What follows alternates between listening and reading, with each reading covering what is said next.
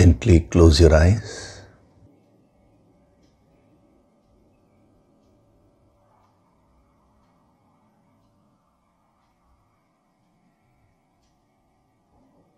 Do deep breathing.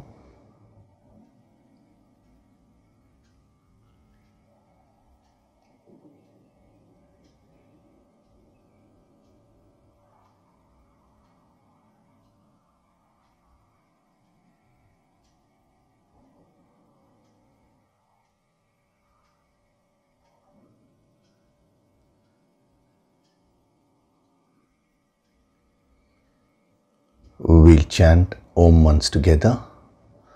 Synchronize the chanting of Om with your exhalation. Breathe in.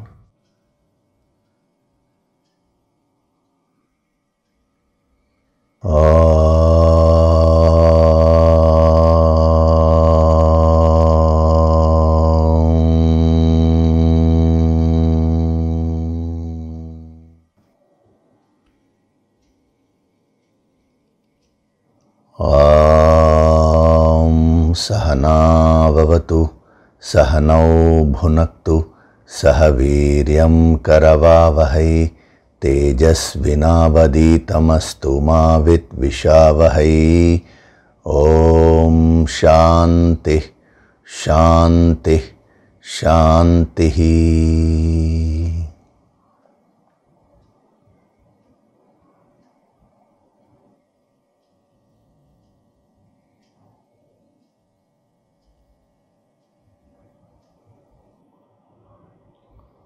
Gently open your eyes.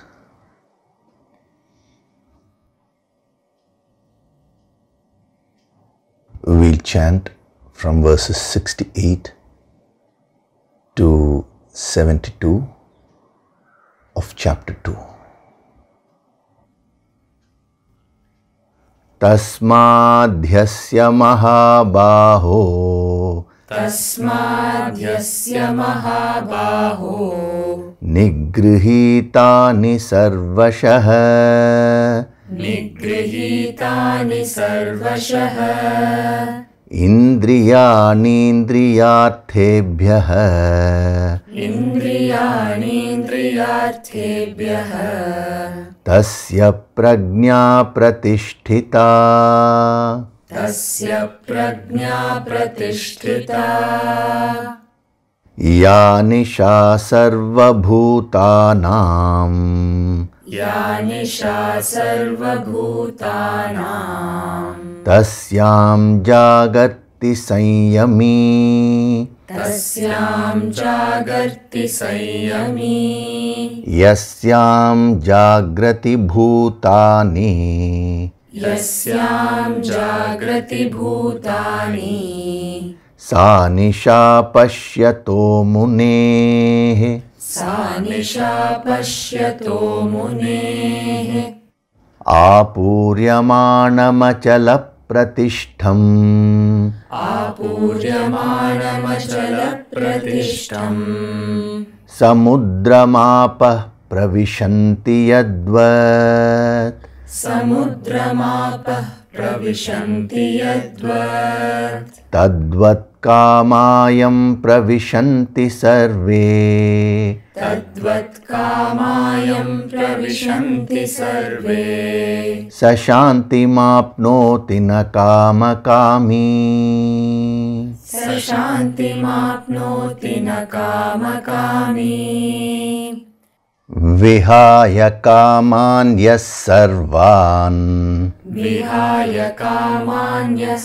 sarvān, Pumāmscharati nisprihah, Pumāmscharati nisprihah, Nirmamo nirahankārah, Nirmamo nirahankārah, Sashantimadhigacchati, Sashantimadhigacchati, Esha brahmi sthiti partha, Esha brahmi sthiti partha, Nainam prapya vimuhyati, नैनां प्राप्य विमुह्यति स्थित्वा स्यामन्तकालेऽपि स्थित्वा स्यामन्तकालेऽपि ब्रह्मनिर्वाणमृच्छति ब्रह्मनिर्वाणमृच्छति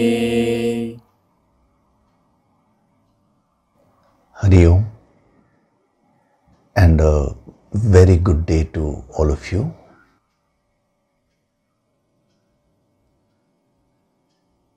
So in the last session, I had explained to you a little bit about how conclusions which you form in the deeper layers of your mind, they get you convinced about something. And once you are convinced about something, all your thoughts, emotions, actions, everything get influenced by whatever you're convinced about. This is a very deep principle which you need to master. Remember, all these principles, when they are being given, the various sadhanas and practices, now the master is not expecting you to follow it immediately. That is, follow it 100% right from word go. That is not possible.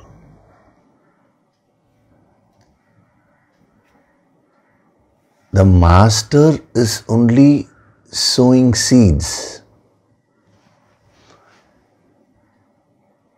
And then every week,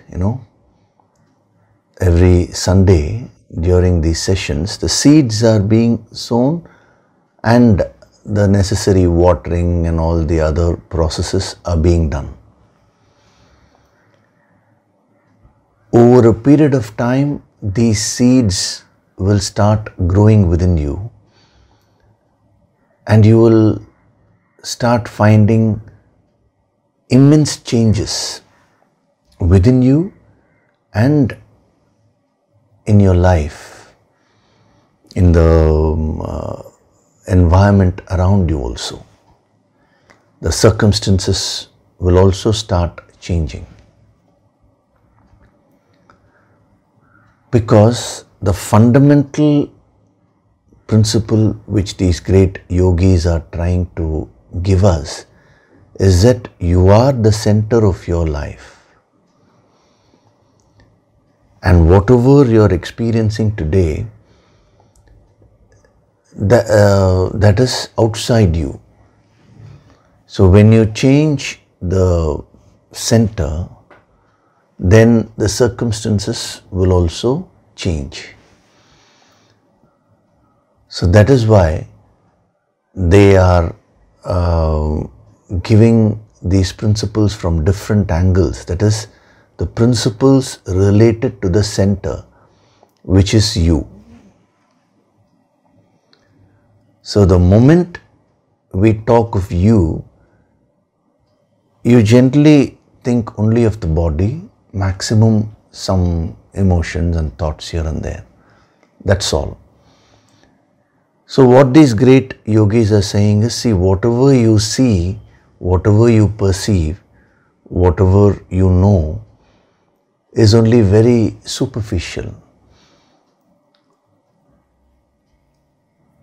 Like a magician who performs a trick. Now, a small boy is watching that trick. Now, he is amazed. He thinks that magic is real.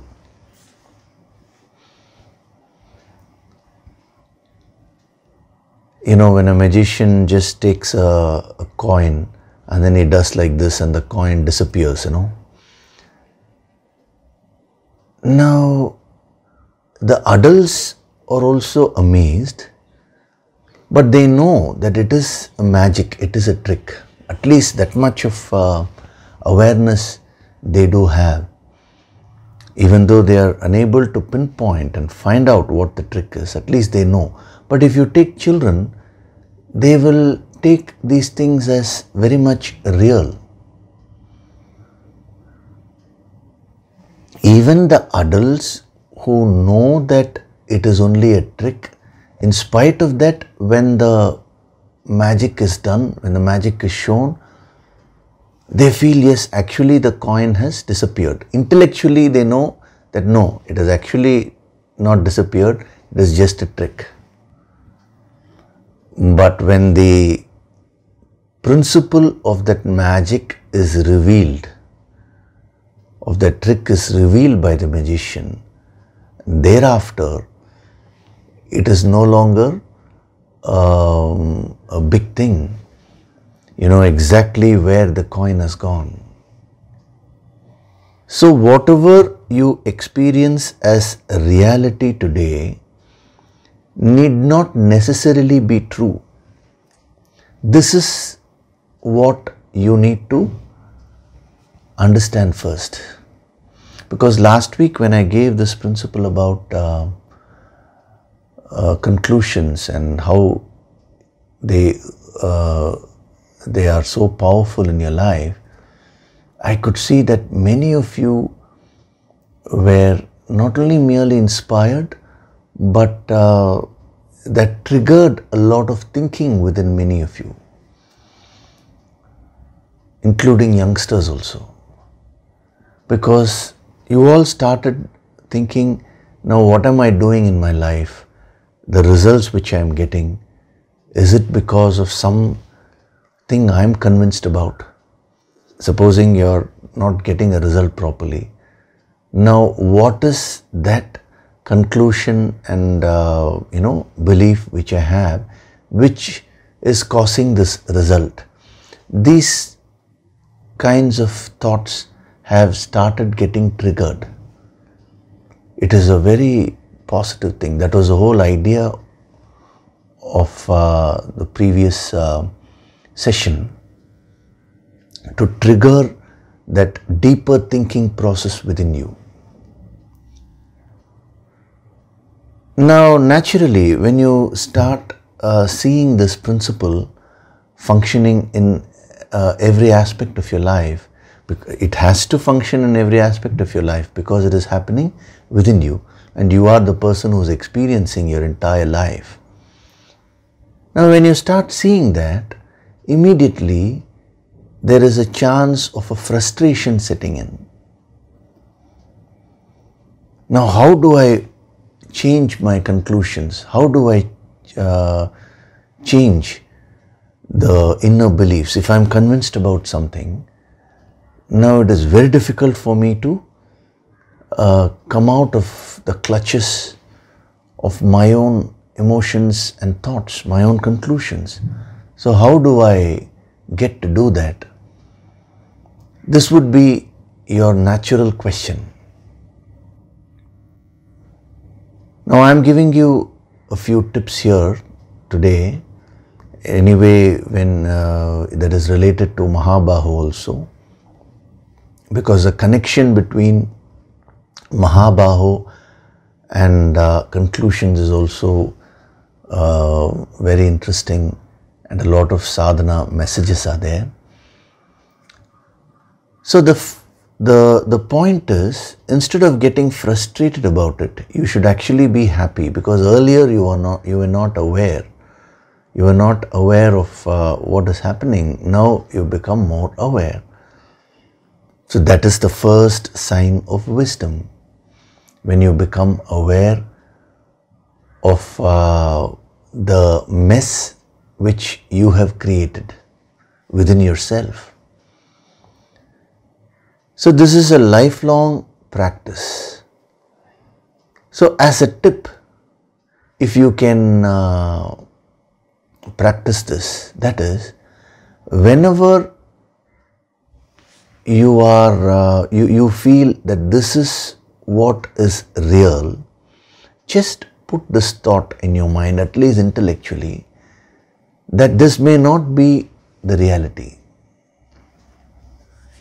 I'm only putting the seed here.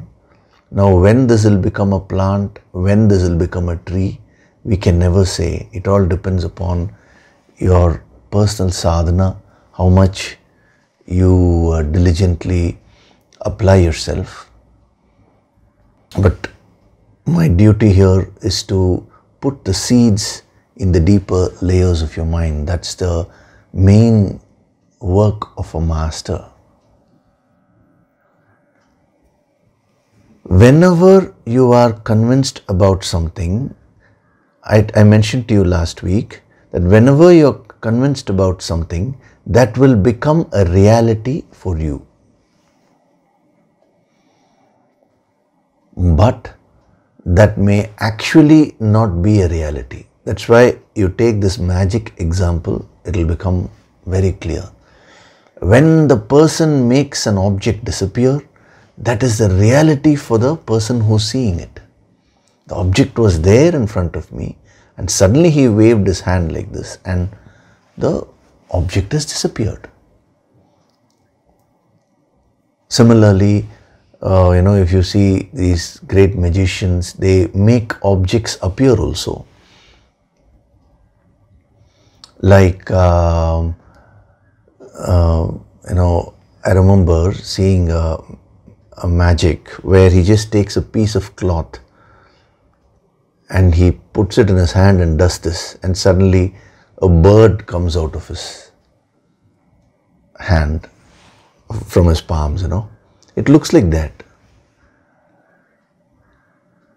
And then he does like this and he splits it. From one bird, it becomes two birds. It is a trick only. But when you actually see it, it is amazing. And if you go and ask a child, what did you see? The child will say, one bird became two birds. Now if you say that is false, the child will never agree. Child will say, I saw it with my eyes. It is a fact. This is what you also say in many, many aspects of your life. When these great truths are expounded to you, you are unable to accept. You say, no, but this is what I am experiencing, this is a fact. A person is convinced that he is not getting a promotion in his office because of these reasons, external reasons. Now, when this law of karma is expounded to him and you get what you deserve, so you change the energy pattern, he says, no, but the reason is they are favoring the other person. Some external reason he'll give. And when you tell him, no, all those may be there, but the real reason is this only, you have to work on it. He says, no, it is a fact. I'm experiencing it. It is very, very difficult to make a person understand once he or she gets convinced about something. So what does an adult do? As an adult, when you see the magic show, you don't know exactly how the trick is done, but you still know it is a pure trick. At least that much you know. Even when you go and talk about it to somebody, you will say that person is a great magician. He did the trick in such a way that none of us could find out how the one bird became two. That's what you will say. You will not say he actually made one bird into two, or he made a bird appear or disappear. You will not say that. You will not believe it like how a child will believe. So that is the first step. If you want to grow in spirituality, from a spiritual child, you will have to basically become more mature. How? At least intellectually, if you can first start appreciating this, whatever I am feeling as the truth need not be the truth. Whenever you say this is a fact, it need not be the fact. It is just your experience of it.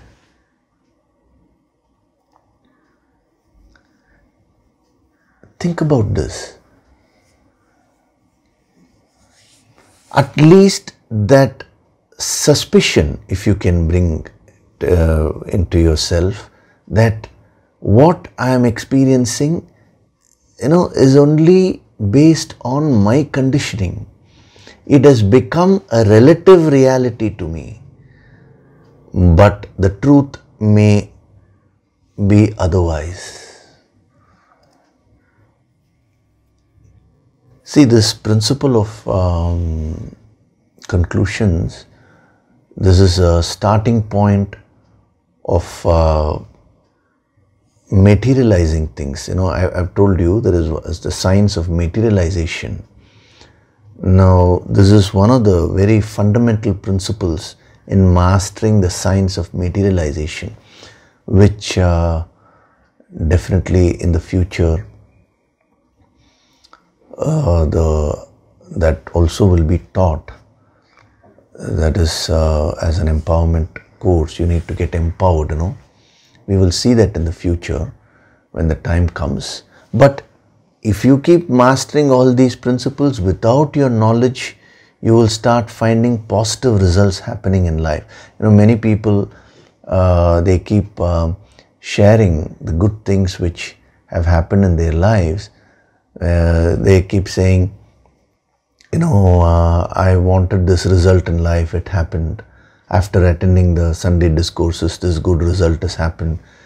Suddenly from nowhere, some problem which was not solved for many years, suddenly it got solved. Help came from I don't know where, from somewhere. So how is it that is happening?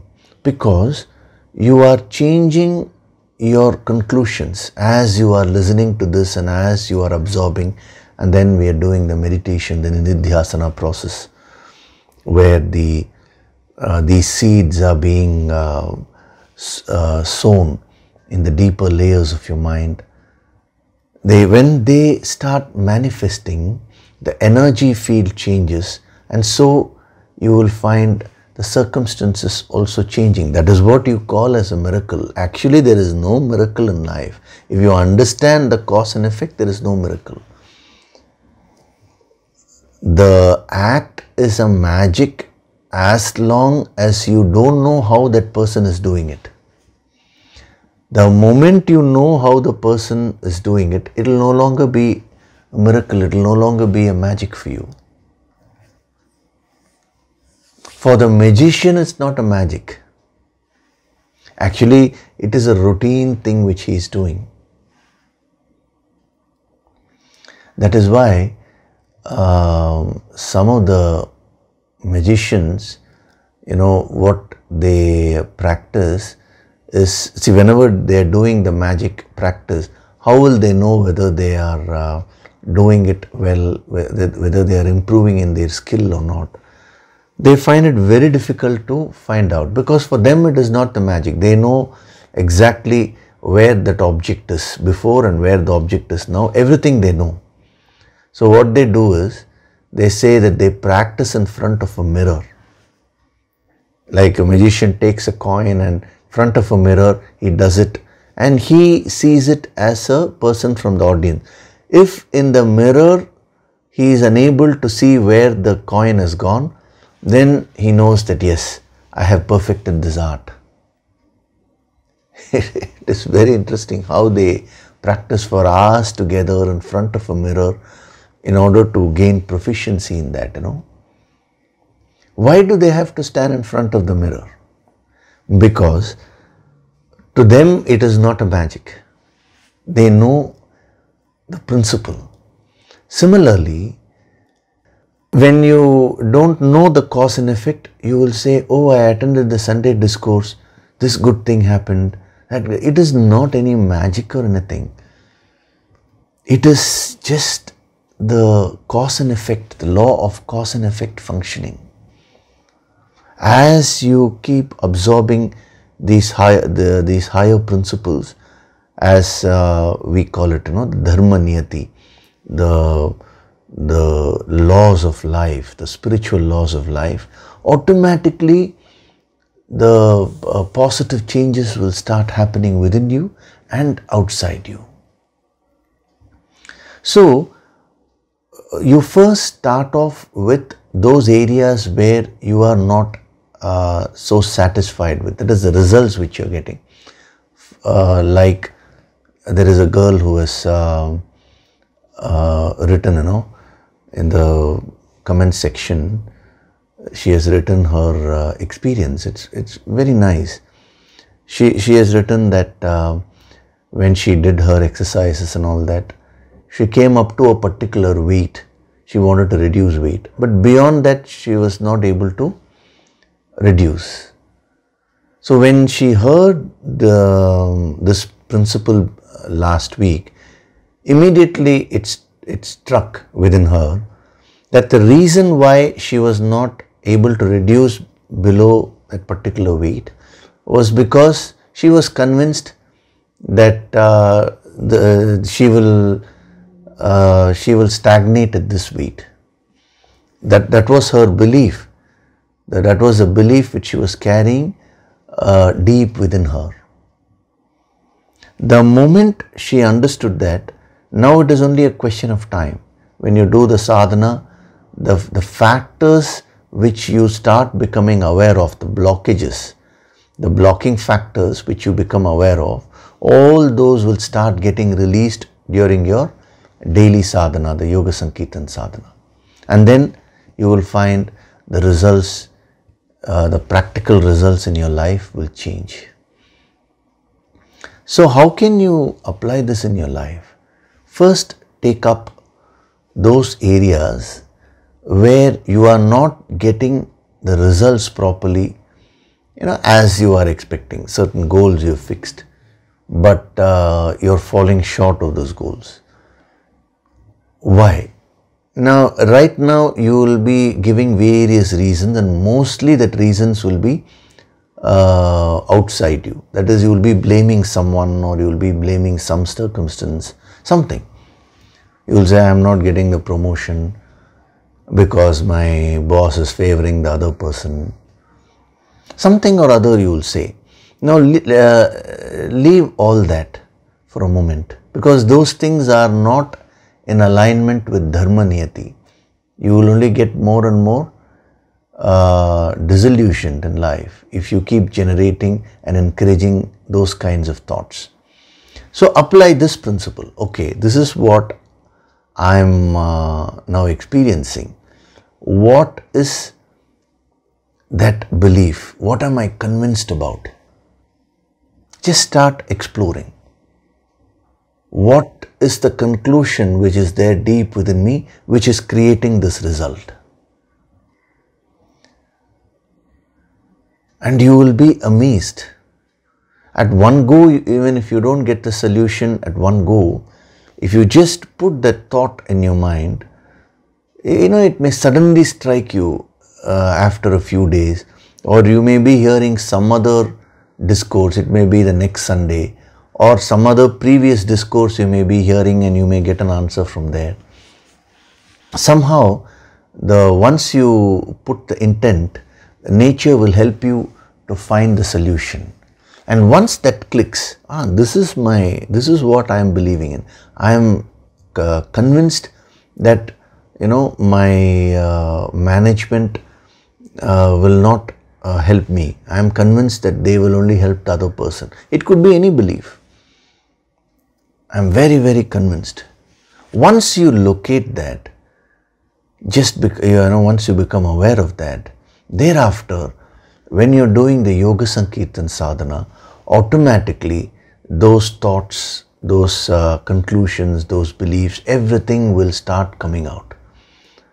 Now when they come out, what do you need to do? Just do the deep breathing and let them all get released from you, because those are the blocking factors. Those are the factors which are coming between you and your goal. When those factors are removed, then you will find that your goals will start getting fulfilled. Now, when the goals start getting fulfilled in your life, don't immediately stop your efforts.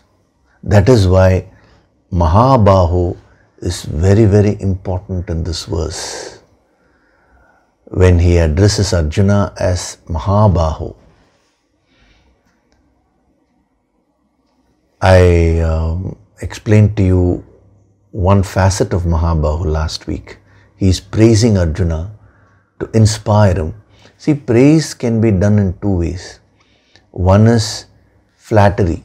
Flattery means you praise someone for something which actually is not true. That is insincere. When you want something from someone, then you go and overly praise the other person when that person actually does not have that quality. That is called flattery. Flattery is a plan or a scheme. The motive is not good there. Whereas here it is different. Krishna is genuinely identifying with the talents of Arjuna. And with a lot of admiration, he says, "O Mahabahu." It is not only here. If you go to the Upanishads, the master addresses the student in one of the Upanishads. He says, "O handsome youth." It's a young boy who has gone to the master, and the master admires that youngster. He doesn't tell him, "Oh fool, you idiot, you come here, now I'll give you." He doesn't say, that is not the spirit of a master at all.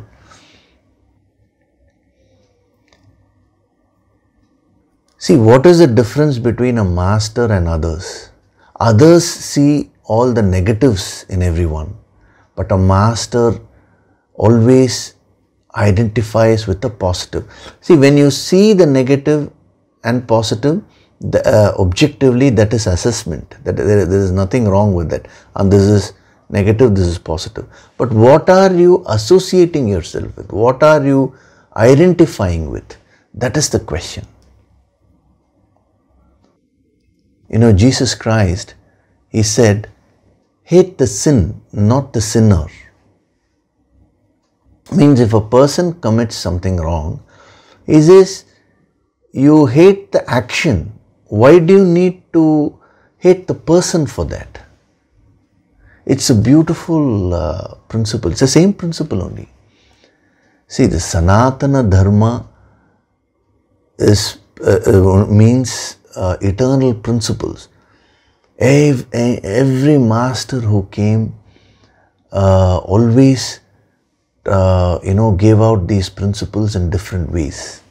Unfortunately, the followers have forgotten the root principles, and they are fighting with each other in the name of so many differences.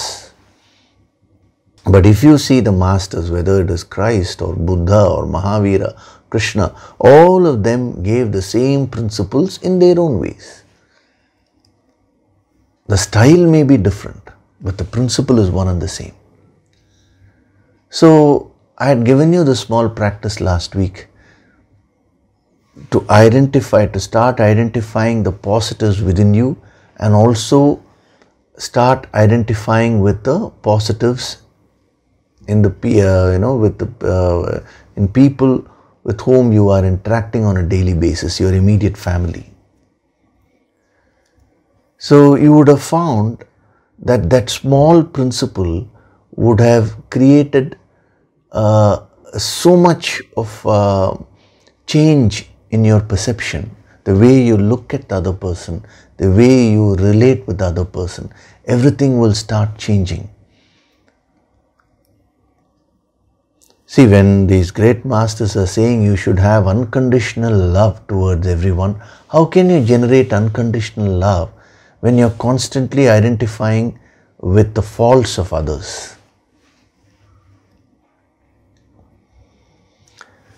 Seeing something as that's what I told you, seeing the negatives and positives objectively is assessment. But when you identify with the negative, then you mix up the quality and the person. So how does a master view everyone? This is a question which has been asked. So when you, from a higher standpoint, when you gain this wisdom, a master will be seeing the faults of everyone. He will have the clairvoyance, the clarity to see the thoughts and emotions of everyone, the negativities. Then how can he maintain his purity? This is the question which has been asked. The answer is very simple. That lies in this word Mahabahu. Seeing is one thing, but what does the master identify with? He identifies with that infinite God principle which is present in everyone.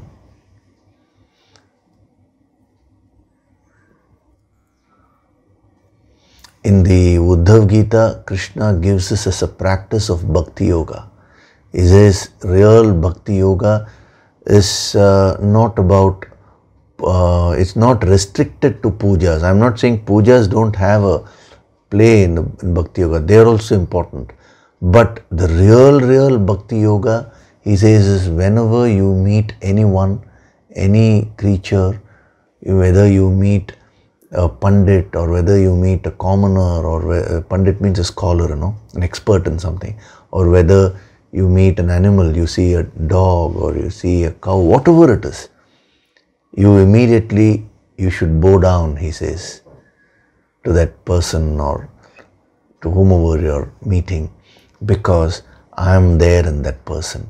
I means that infinite, that God principle, that same God is there in the other person. So that is the process of identification. So for you to straight away identify with the infinite in others and yourself is very difficult. That is why this principle of Mahabahu is very useful. First start identifying with the relative positive qualities within you and others. In case you see something negative, now that is fine. The negative should be analyzed, as I told you, only to find a solution, not as an end in itself. So start practicing this. It's a very, very powerful tool to purify yourself. Because today, why aren't you seeing divinity in everyone? Because you are identifying with the faults of others.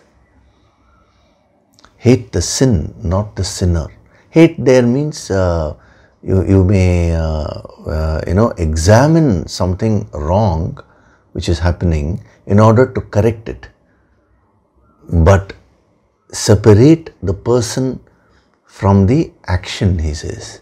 So a master, when he sees somebody, let us say, doing a wrong action, he sees that person is good inherently, but who is doing a wrong action. He does not feel that the person is bad.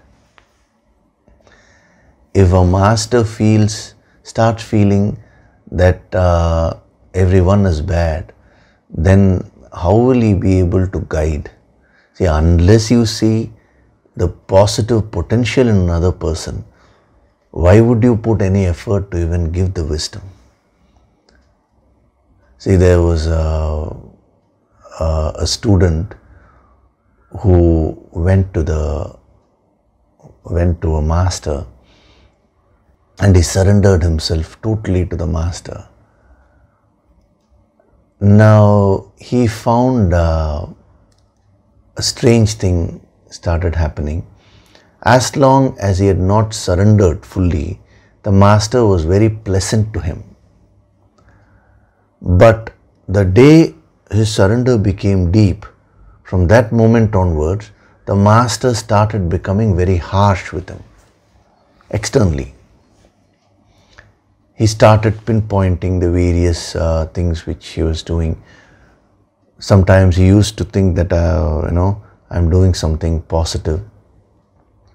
But even in that, the master used to almost fire him, It was little tough.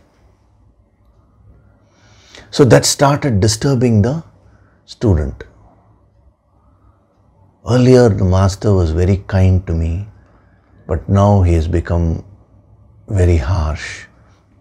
So he started becoming very judgmental about his own guru, which is the worst thing, you can do. The moment you start becoming judgmental about your own guru, then all your learning will stop. Not only that, when you when we say that a wrong thought gives a bad karma. Now, when you think negative about a saint, about a master, now that karma becomes very, very difficult to overcome, So this boy, he got into that phase where he started being very judgmental, and that caused a tremendous stress in him. The master knew that, but he was waiting for the right time.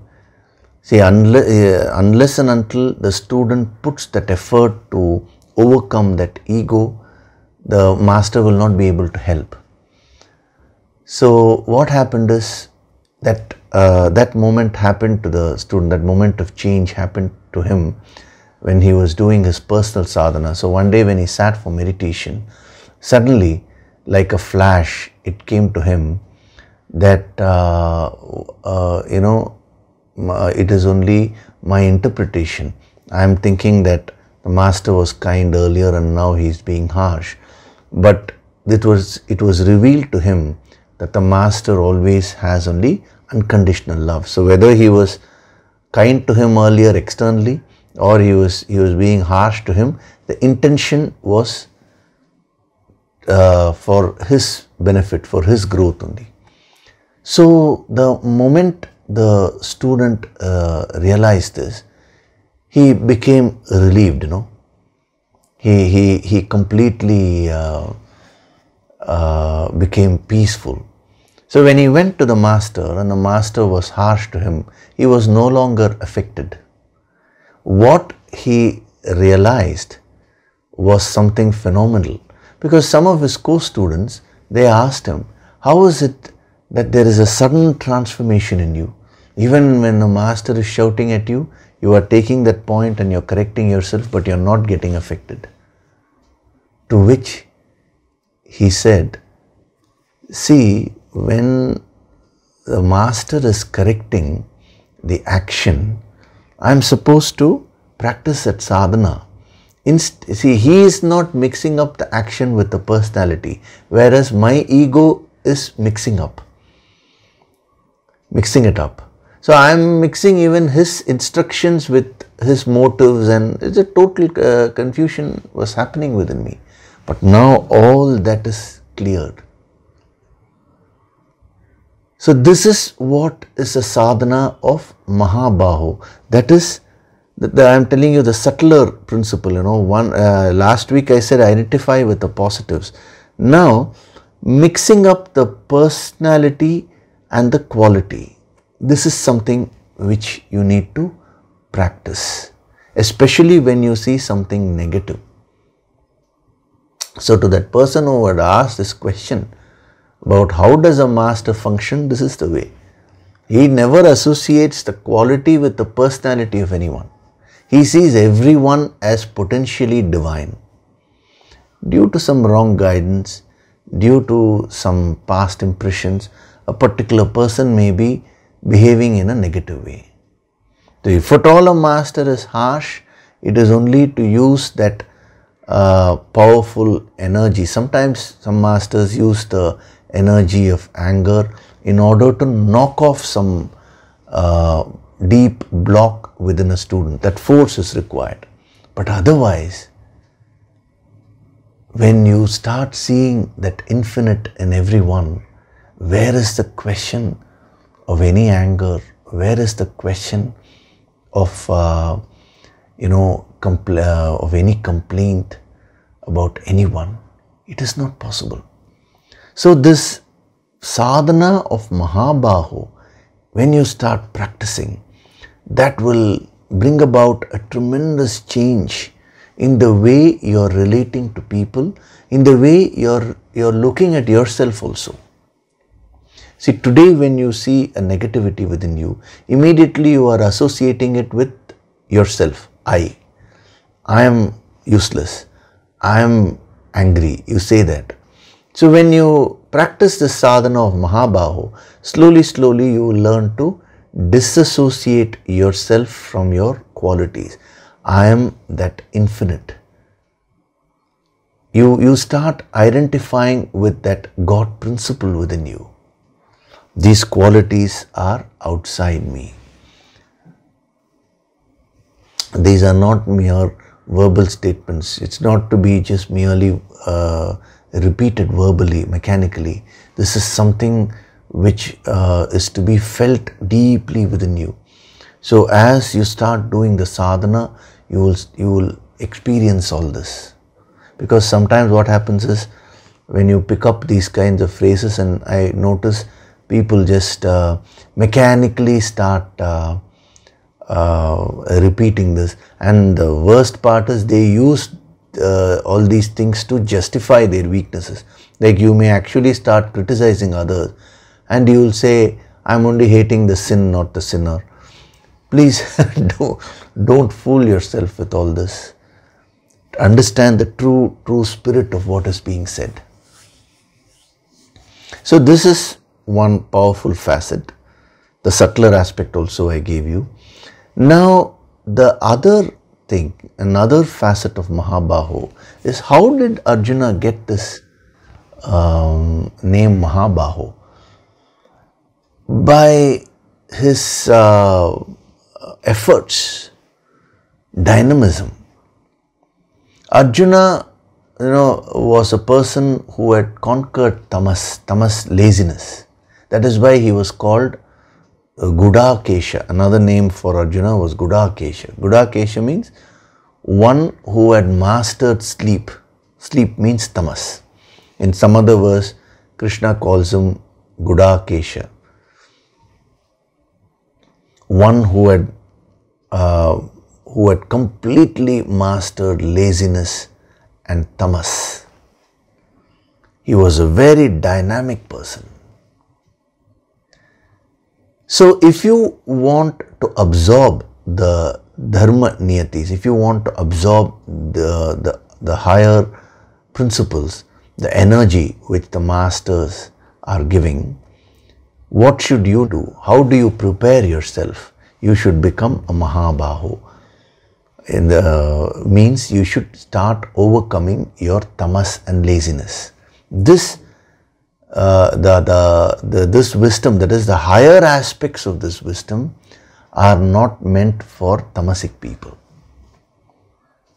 A tamasic person, when he reads this, that everything is God, now he will use that to justify his weaknesses. He will say, God is there in dirt, God is there in cleanliness also.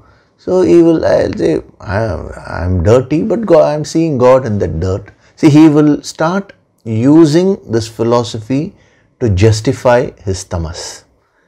He will stop putting in effort.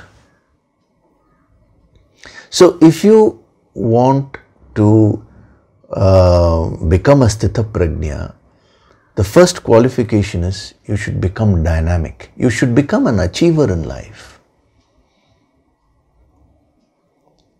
You should start fixing goals and achieving them. Utilize the relative knowledge of this ancient wisdom to become successful in your fields.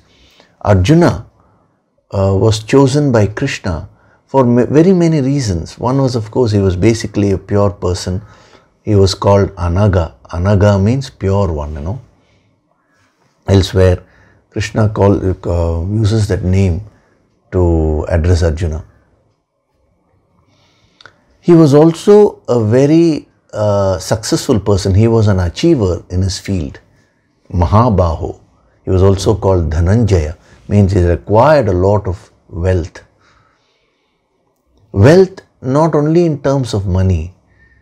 See, everything in what the world has to offer is the external wealth. Whether it is relationships, whether it is skill, whether it is money. So Arjuna was an achiever. As you start achieving things in your life, as you start fixing goals and fulfilling your goals, your self-confidence will increase. And to such a person, when these further higher truths are revealed, that person will be able to easily grasp it. When you are lacking in confidence, these higher truths will become difficult for you to absorb, because it's very difficult for you to get convinced.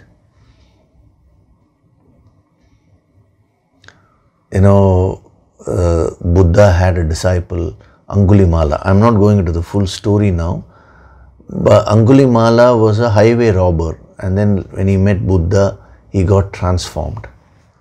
But he found it very, very difficult to come out of that guilt that I had killed so many people, I had harmed so many people, It is only towards his end that he was able to overcome his guilt. It took him many years of tapas sadhana under the guidance of Master Buddha to be able to overcome that guilt which he was carrying. And all the time there was Buddha guiding him. Buddha was an avatar, He was a very personification of compassion. He was one with that infinite. In spite of being associated with such a great master, he found it so difficult to absorb the deeper principles. Why? Because he considered himself as a sinner, as someone who is useless, as someone who had done negative things. So each one of you, you are carrying a lot of guilt within you. And in the yogic parlance, what a great master said was that the sin, the guilt of a sin is the greater sin than the sin itself. The guilt of a sin is a greater sin than the sin itself. So when you feel guilty, that prevents you from moving up spiritually, because you start judging yourself. In case you have made a mistake, yes, locate that and correct yourself. There ends the matter. Whatever you did earlier was from a state of ignorance. Now when your awareness is grown, you cannot sit in judgment over what you did in the past. Correction is what is important.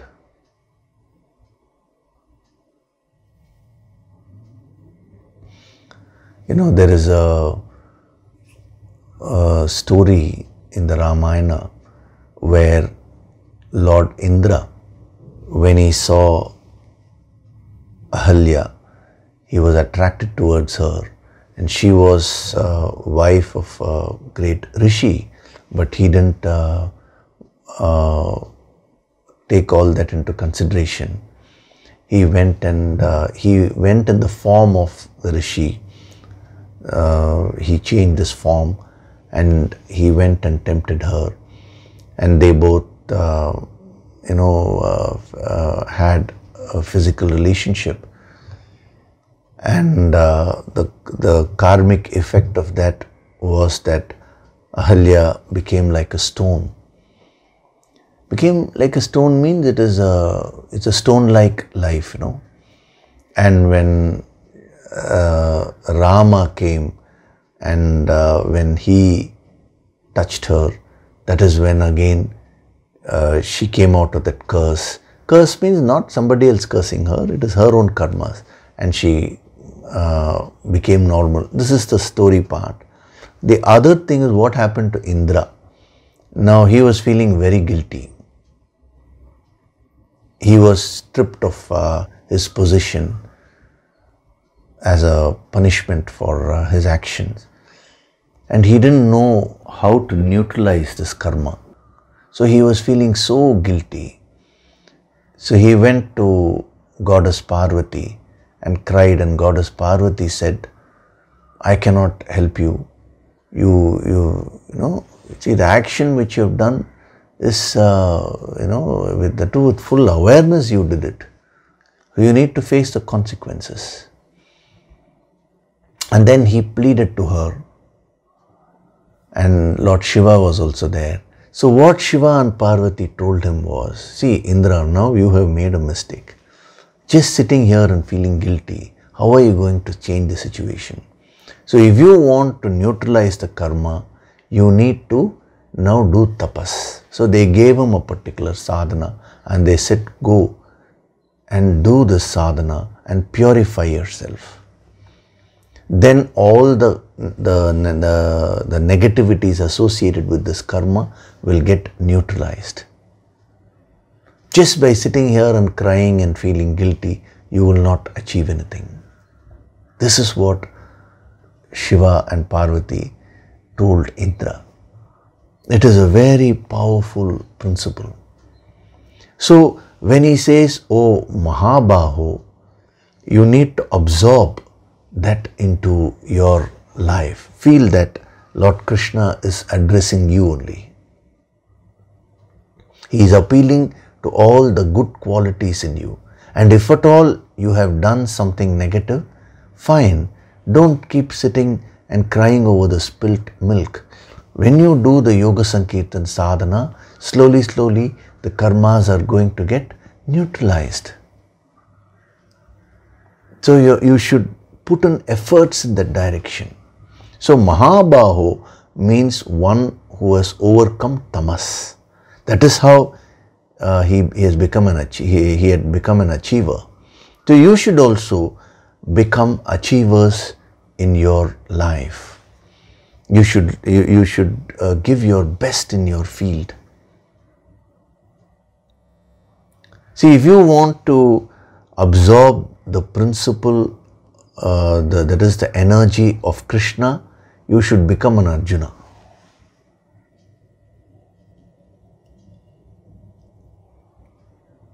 If you say I am a devotee of Krishna, that is one thing. But why is it that Arjuna was chosen by Krishna? Because of certain qualities. Now if you develop those qualities, you will automatically attract the higher grace. A master is willing to give everything, but how much can the student receive? It all depends upon how the student has molded himself or herself. So Mahabaho means he was an achiever, he was very dynamic. So when a master is giving these principles, these sadhana, now if you are taking a lot of time to even start practicing them, some people do that, when a master says something, they don't immediately react. They will take their own time to react and start functioning. That is tamas. So you should be very eager to learn these things and practice them. As these principles are being told, you should just absorb them, and that will trigger a lot of thinking processes within you. You should start personalizing this. When you need to be reminded by somebody to do your basic sadhana, it means tamas has overcome you. Once you have come to the path, once you have surrendered yourself to a master, thereafter you should be very dynamic. You should practice every little thing which the master is giving. But what happens is the tamas in a student now doesn't allow him or her to practice everything. So the tamas will make the student choosy. Okay, I will practice this aspect. The other aspects I will neglect. You need to overcome this tendency within you. So this is another powerful facet, powerful dimension of Mahabahu, that is becoming dynamic. The more dynamic you are when while doing your sadhana, the more energy you will be able to receive from the Guru. The more tamasic you are, lazy you are, the Guru will be right there. He will be giving the energy, because of a master's duty, whether he wants it or not, master becomes like a sun, and the sun keeps on emitting light. Similarly, the energy keeps on getting emitted from master, but whether you can receive it or not, that is what you need to find out. So how do you maximize the receiving the higher energy? By becoming a Mahabahu, by becoming more dynamic in your life, by becoming more alert. That enthusiasm to and alertness, that enthusiasm to practice, master and change your life. When a student starts developing these qualities, a master also gets very excited. I am putting excited in a positive sense here, because a master is ultimately like a child only. When he sees a worthy student, he becomes very excited to teach like a child.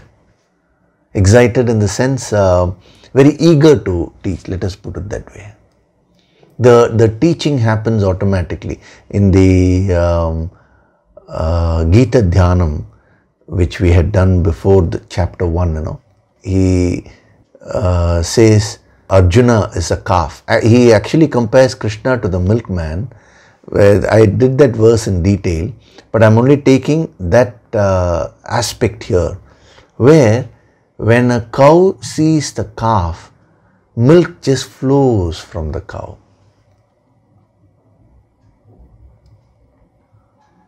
Similarly, when a student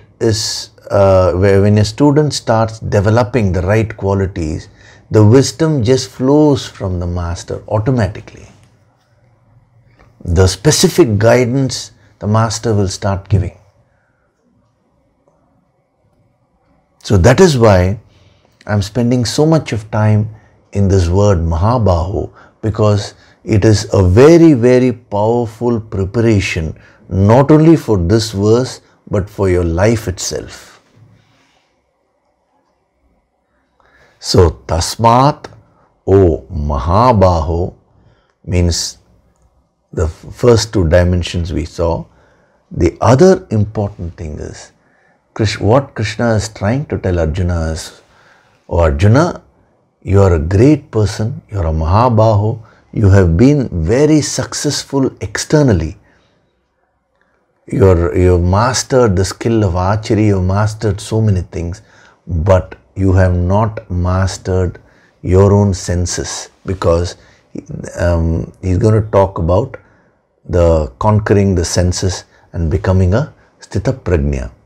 So he is praising Arjuna, but at the same time there is a deeper, subtler message there, where Krishna says, you have achieved so much externally, Arjuna. Now it is time that you focus on inner mastery. And remember, when you achieve things externally, that itself is difficult. But when it comes to inner achievement, inner mastery, mastering your own mind and becoming a Sthita Prajna, that is probably 1,000 times more difficult than the external challenges. So before he gives out this conclusion, this powerful conclusion about conquering the senses and gaining 100% self-mastery, he is whipping up, he is triggering this Mahabaho aspect in Arjuna and says, you are such a great achiever, Arjuna. But now the challenge which you are going to confront is far, far higher than all the challenges which you have confronted till now in life. Till now you have seen your opponents outside you and you have been fighting with them and you have been victorious. You have gained so much of external wealth. But now I am going to teach you to fight the opponents who are within you, and they are much, much more powerful than your external opponents. So unless and until you awaken the Mahabaho aspect within you, that is the dynamism and strength, you will not be able to succeed in this inner battle. This entire Mahabharata, the Bhagavad Gita, the very situation, everything is representative of your external challenges in life, how to face them. It is also representative of what is happening within you, the inner battle, and how to face the inner enemies of your own negativities, negative emotions, so many aspects within you. And what you require is that courage, that strength, that dynamism, and that can come when you awaken the Mahabaho aspect in you.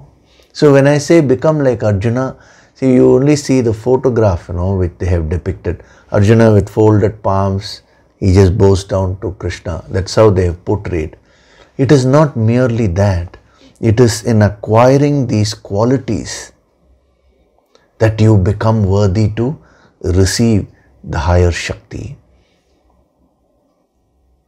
That is why in the Upanishads they say strength is required. Only strong people can realize God.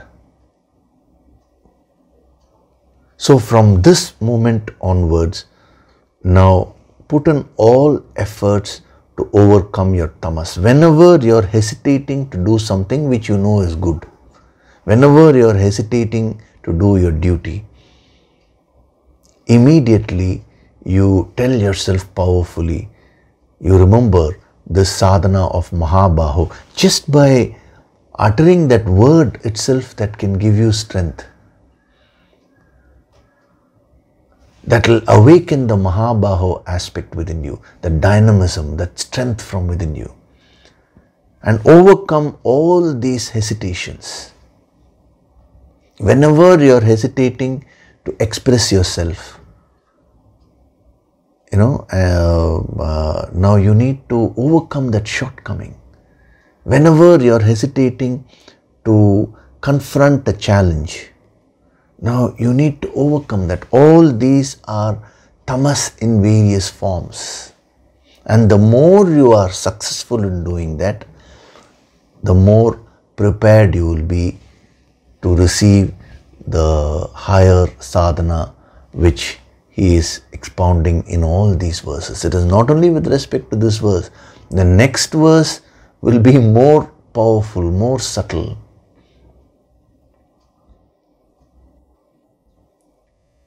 So, Tasmat, O Mahabaho, how inspiring it is once you understand the sadhana behind this. And then when you read it, it is, aren't you feeling that this is actually speaking to you personally? O mighty armed, means you have so much of power, you have so much of potential within you, but you're not using all that. All that is lying dormant. So, O Mahabaho means awaken the strength to be able to conquer your inner enemies. Yasya means whoever it may be, and then he gives the principle. If he does all this, tasya prajna pratishtitam. Yasya and tasya. That is the third preparation. See, step by step we are going. Tasmad yasya mahabaho. So first I took tasmat, then mahabaho. Now yasya. You should not read yasya separately. Yasya means whoever it may be. Tasya means tasya prajna pratishtita. Tasya means that person. So whoever it is who awakens the Mahabaho aspect within him or her, that person will gain this wisdom. It does not matter where you are, it does not matter at what level you are in, it does not matter what religion you belong to, what caste, all these things are irrelevant here. So whoever you may be, it does not matter. He says, practice these things. You will become a sthita prajna.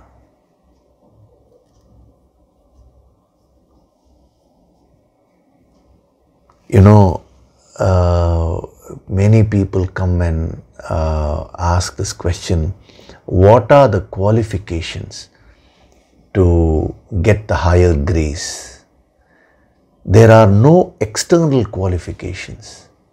Some people think that, you have to be born in a particular family. That is, just because you are born in a particular family, then you become more eligible for this wisdom. There is nothing like that. In the Upanishads, he says, na karmana na prajaya dhanena, means it is not by your actions. That is, mere actions alone will not help a person. It is the bhav, So it is not by actions. Na karmana na prajaya. It is not by birth. It does not matter where you are born. All the caste and caste system, everything is gone there, in that one word. No one is superior or inferior based on birth. Na dhanena. Just because you have more money, now doesn't mean you can go and give that more money to a master and he'll give you more wisdom. There is nothing like that. Wealth can buy more wealth only, but wealth cannot give you the higher wisdom. So he says all these external factors are not the criteria. Then what is the criteria? It is your inner qualities which you have. Yasya and tasya. Throughout the Bhagavad Gita, you will find Krishna using this combination. Yaha saha. Yasya tasya. Means whoever it may be, that person can grow, can evolve and become a master. Unfortunately, this very positive, powerful wisdom has got lost completely, and people are thinking that, some people say, I am born. They feel a superiority just because they are born in a particular family. That is nothing but ego. Everyone is a child of God. You are born from that divinity. Then how can anyone be inferior or superior? How can you divide humanity on the basis of birth, caste, religion, all these things? It is because these great truths expounded by these great masters have been misunderstood, that so many differences, the superiority and inferiority have come about. A master does not see all these factors. He does not see whether you are wealthy or not. He does not see where you are born. He does not see your religion. He does not see whether you are a male or a female. He does not see all these. These are all external factors. He does not see whether you are knowledgeable or whether you are ignorant. All these factors are no factors. He only directly sees one thing, that is your bhavana. What is your intention? Is your bhavana pure? If your intention and bhavana is pure, you will receive the higher grace. If your bhavana is not pure, you may come and put on a show of bowing down to, of devotion, this, that, all these things may be there, but you will not receive that higher grace. So look within. In every action which you do, see what your bhavana is. Shuddha bhavana. Pure intention should be there. It is a very powerful sadhana. See, we are constantly focusing on changing things externally. Yasya and tasya. It brings you, that combination actually, if you understand that, it gives you a jolt, and brings your focus from outside to what is happening inside you. As a person, what am I?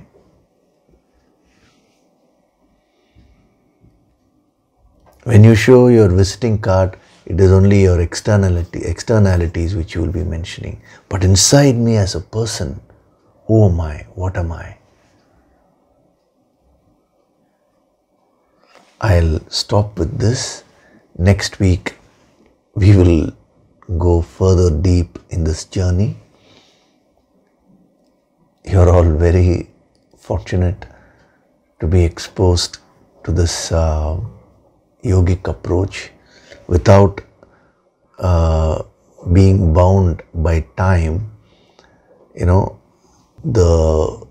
This wisdom is being expounded in its purity, with its innate purity and depth. So you are being exposed to that. So even if you absorb a little bit of this, that will change your life. Before we do the meditation, I'll just take up one or two questions which have come.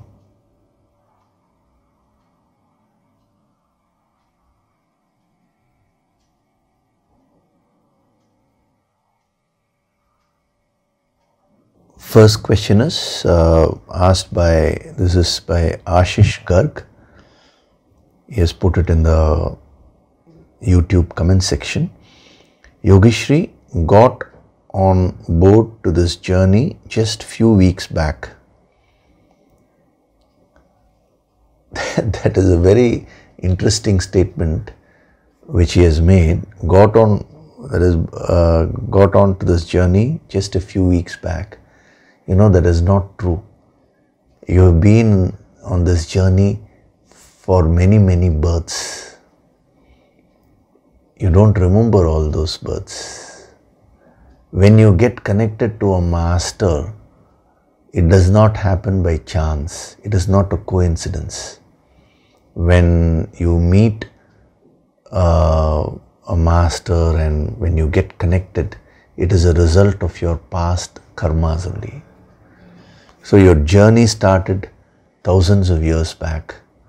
You have gotten into more depth a few weeks back. So during meditation, where to focus on breath, background music, or your instructions? I am sure it is too basic a question but need help. First time in life I came to know that Gita is such a powerful tool. Never exposed to this wisdom till date. I am looking forward to gain more and more from this wisdom. Yes. So, it's a very good question. See, this is not a basic question. This is no doubt a basic question. But this is applicable at all levels. When you are doing the meditation, where should I focus on? Should I focus on the breath or the background music or the instructions?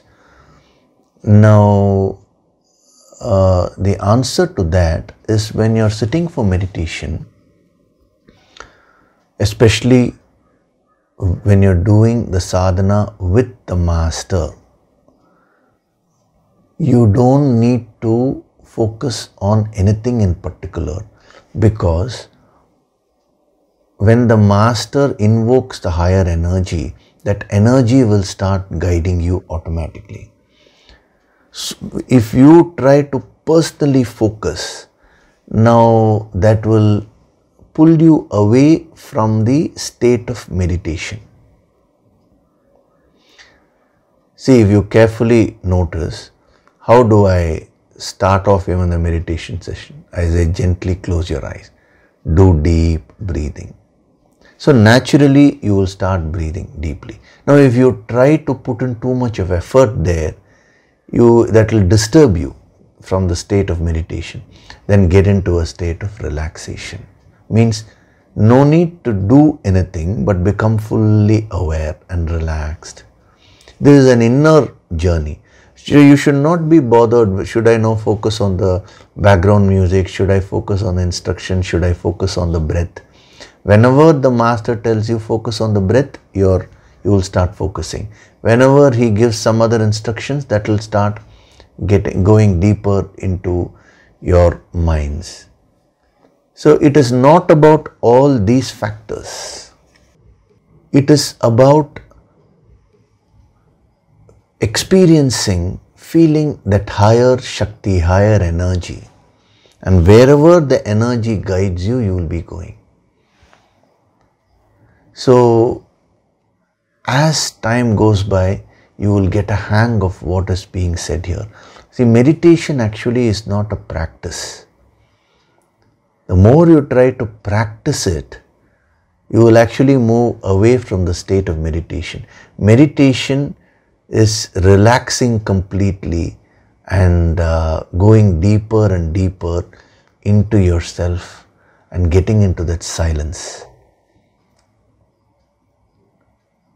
Meditation is a state which automatically happens.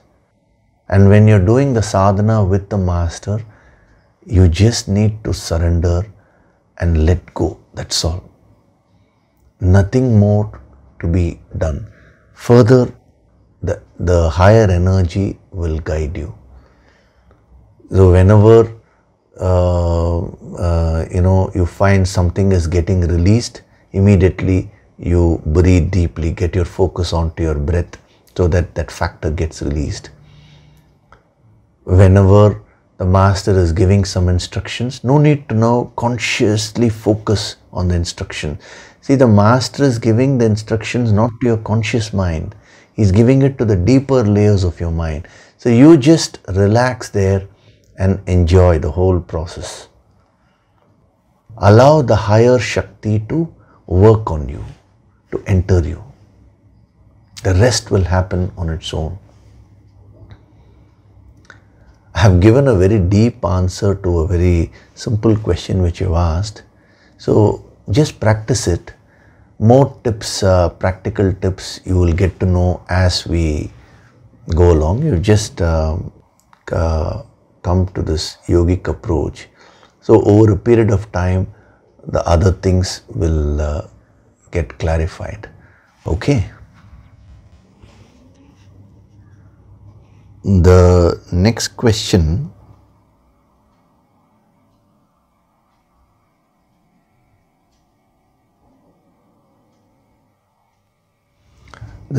has been asked by Vinduja Menon.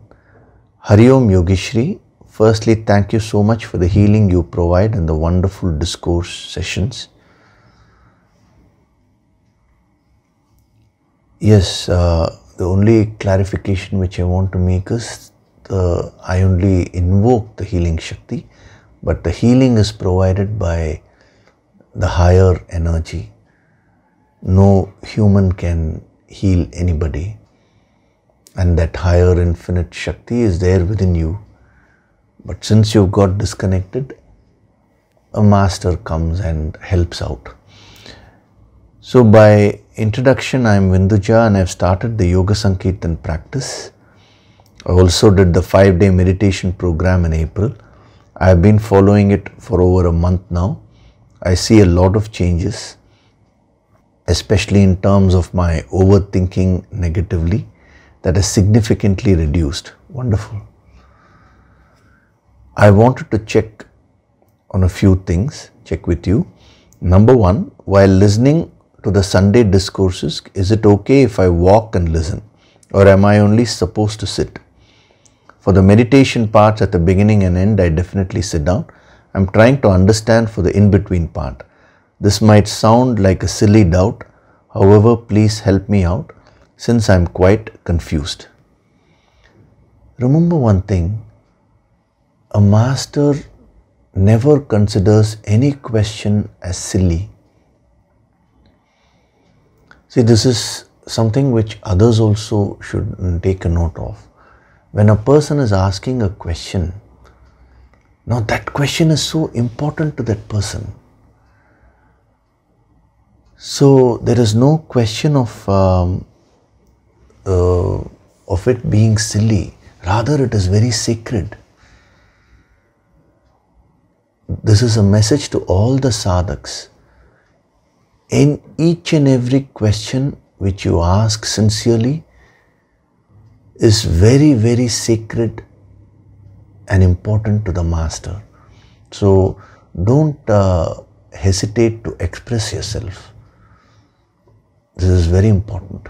Now regarding this question about can you walk and listen, many other youngsters also have asked me this.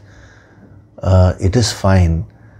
You see what is what you're finding convenient. That is, initially, as you rightly said, initially during the meditation and chanting, you sit. Towards the end also, you definitely sit. If you're able to sit through the whole thing, fine. But some youngsters have asked me whether they can do some kriyas, exercises and listen to it. Yes, see, it is better than not listening at all. Some people, they just do mild walking and they listen and then they sit down. So that is perfectly fine.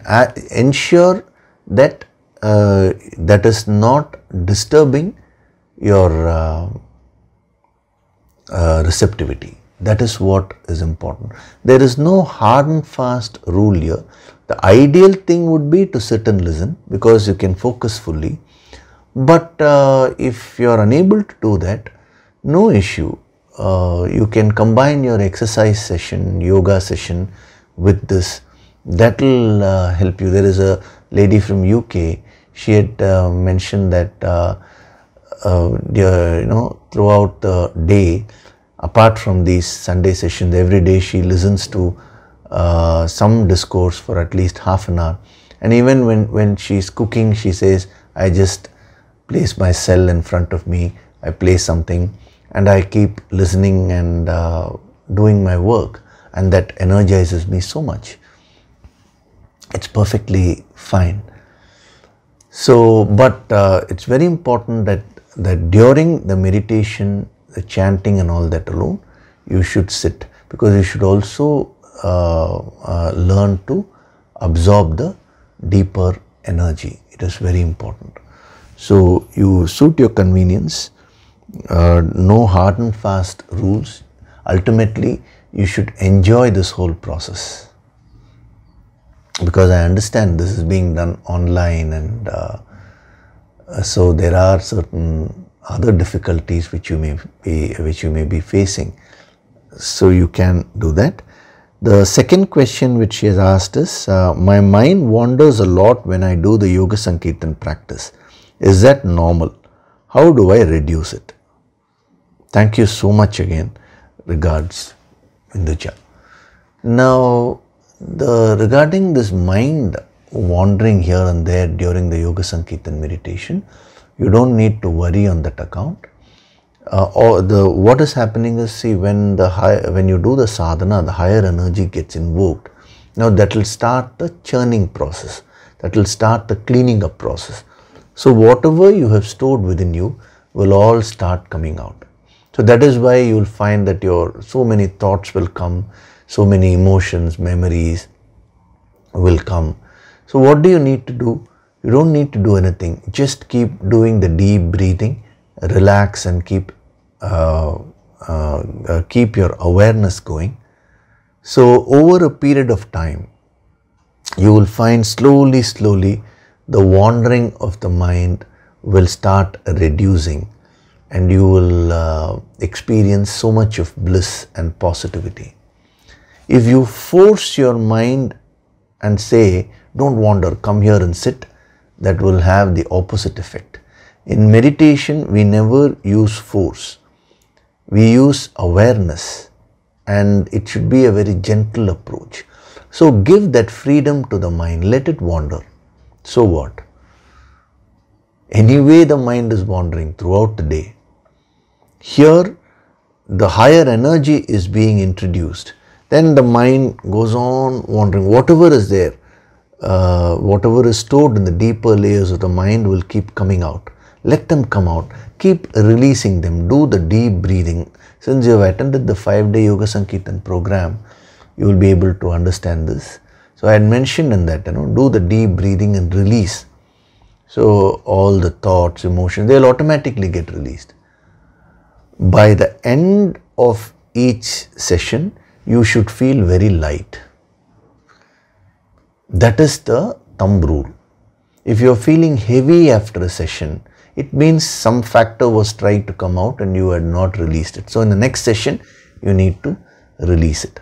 So the effect of sadhana will be that you will feel very light. That is the yardstick. Okay, so you apply the simple yardstick. No need to be too harsh on yourself. The more relaxed you are, the more you surrender to the higher, automatically the Guru Shakti will guide you, and it will facilitate the process of deep meditation within you.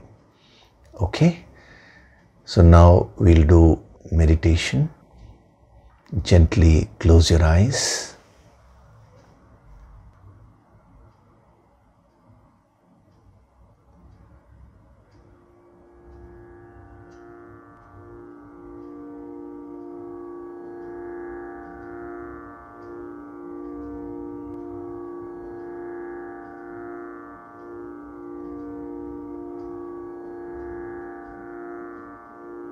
Do deep breathing.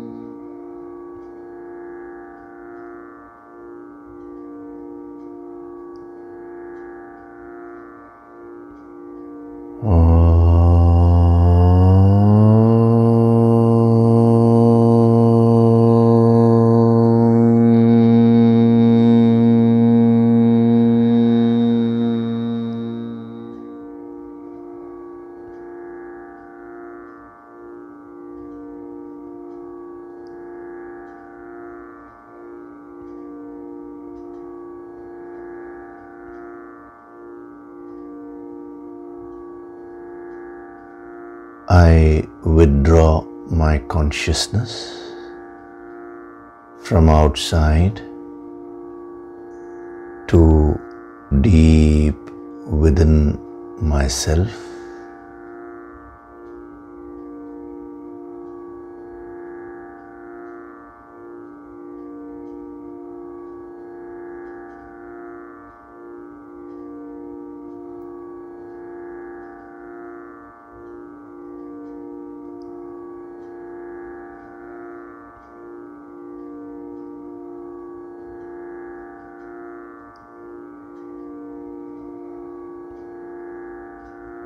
With every breath,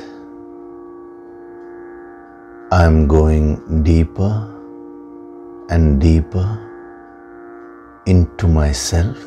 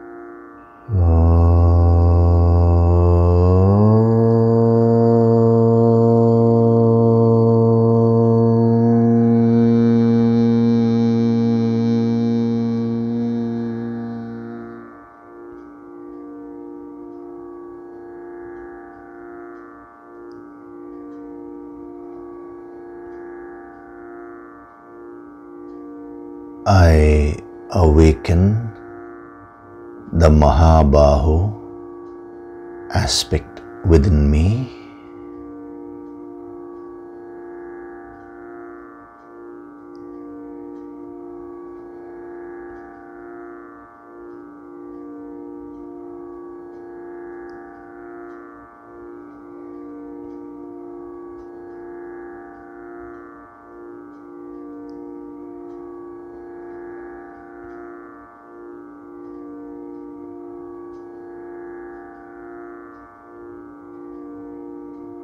I invoke the higher Guru Shakti to give me tremendous strength to be able to face all the challenges of life.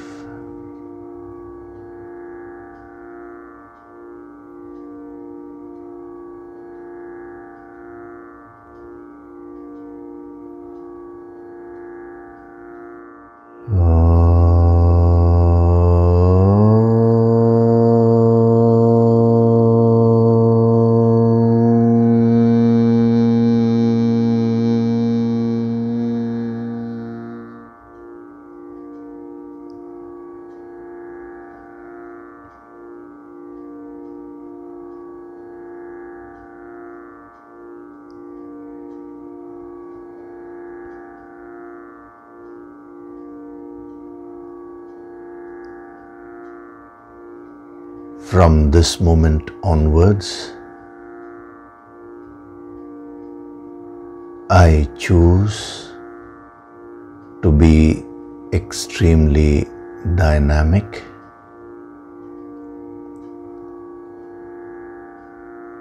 I am an achiever.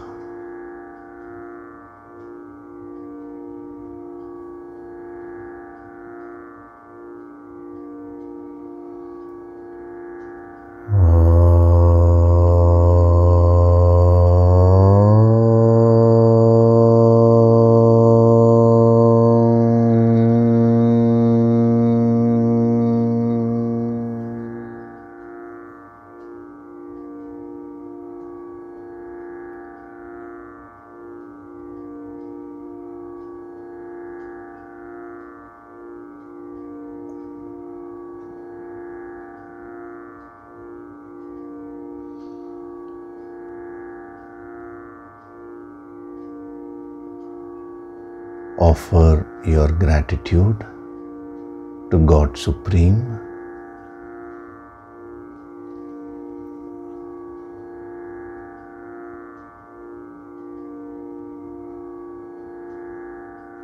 Offer your gratitude to your Guru and all the holy masters.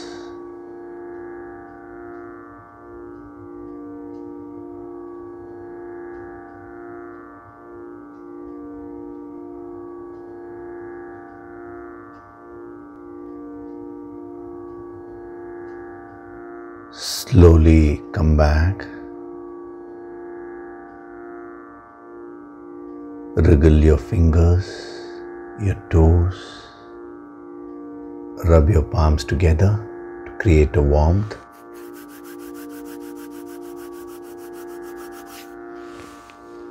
Cup your eyes with your palms.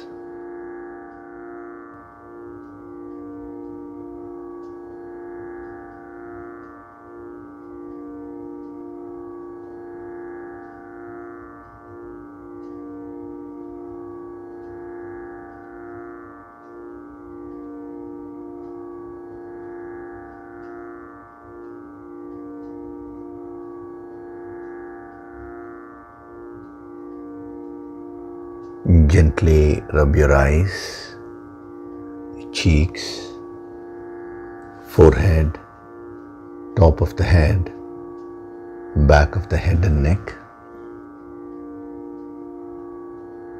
Slowly open your eyes.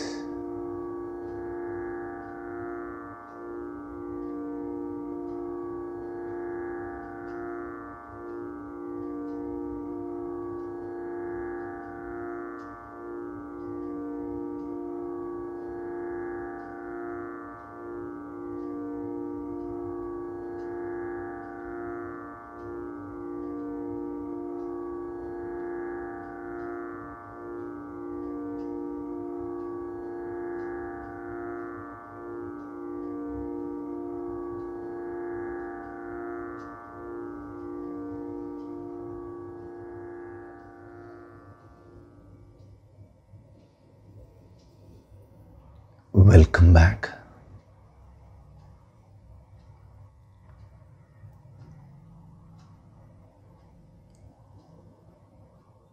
So today we had a very powerful session.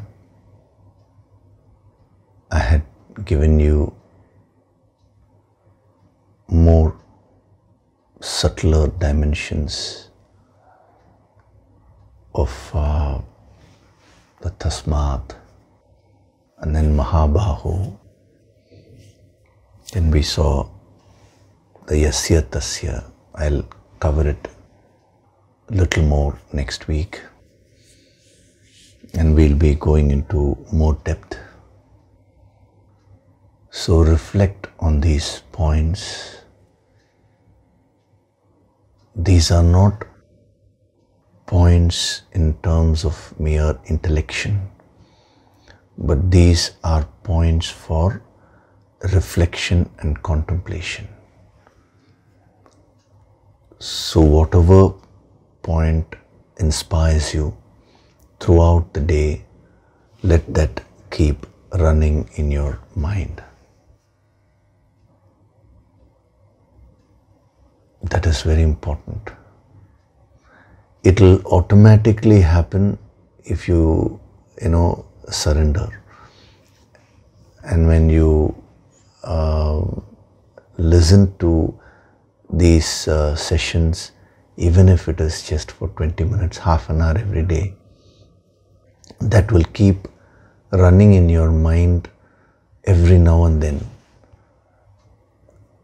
So that is how you can make use of this opportunity which is being provided to you, the yogic approach, to slowly create a complete transformation within you.